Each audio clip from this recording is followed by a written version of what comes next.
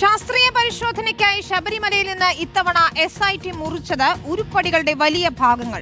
4 മുതൽ 5 വരെ സെന്റിമീറ്റർ ആഴത്തിൽ ശേഖരിച്ച സാമ്പിളുകൾ ജംഷഡ്പൂരിലെ ദേശീയ മെറ്റലർജിക്കൽ ലാബിൽ പരിശോധിക്കും. സ്വർണ്ണക്കൊള്ളയുടെ അന്വേഷണം അവസാന ഘട്ടത്തിലാണെന്ന് സംസ്ഥാന പോലീസ് മേധാവി പ്രതികരിച്ചു. 2 തവണയാണ് മുൻപ് ശബരിമലയിലെ ഉരുപ്പടികളിൽ നിന്ന് SIT സാമ്പിൾ ശേഖരിച്ചത്. 2 തവണയും പരമാവധി 1 സെന്റിമീറ്റർ ആഴത്തിൽ മാത്രമാണ് സാമ്പിളുകൾ ശേഖരിച്ചതും. എന്നാൽ ഇക്കുറി അതങ്ങനെയല്ല. ദ്വാരപാലക പാളികൾ, കട്ടിളപ്പാളികൾ, ശ്രീകോവിലിന്റെ വശങ്ങളിലുള്ള തൂണുകൾ എന്നിവയിൽ നിന്നായി ഇക്കുറി 4 മുതൽ 5 സെന്റിമീറ്റർ വരെ ആഴത്തിൽ സാമ്പിളുകൾ ശേഖരിച്ചു.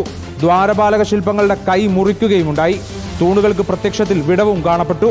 ഇങ്ങനെ ഓരോന്നിൽ നിന്നും 3 വീതമാണ് സാമ്പിളുകൾ ശേഖരിച്ചത്. ഇതോടെ പാളികൾ ഈ രൂപത്തിൽ ദീർഘകാലം വെക്കാൻ കഴിയില്ലെന്ന് തന്ത്രി വ്യക്തമാക്കി.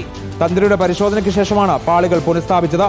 മുറിച്ചു മാറ്റിയ ഭാഗങ്ങളിലെ വിടവ് എന്ത് ചെയ്യണമെന്ന് ദേവസ്വം ബോർഡ് ഇനി തീരുമാനിക്കും.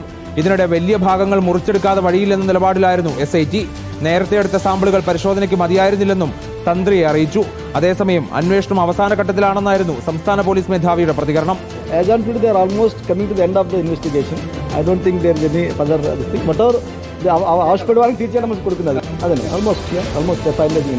ശേഖരിച്ച സാമ്പിളുകൾ തിങ്കളാഴ്ച SIT കൊല്ലം വിജിലൻസ് കോടതിയിൽ ഹാജരാക്കും. കോടതിയുടെ അനുമതിയോടെ ഇവ ജംഷഡ്പൂരിലെ ദേശീയ മെറ്റലർജിക്കൽ ലബോറട്ടറിയിലേക്ക് അയക്കാനാണ് സാധ്യത. റിപ്പോർട്ടർ, തിരുവനന്തപുരം.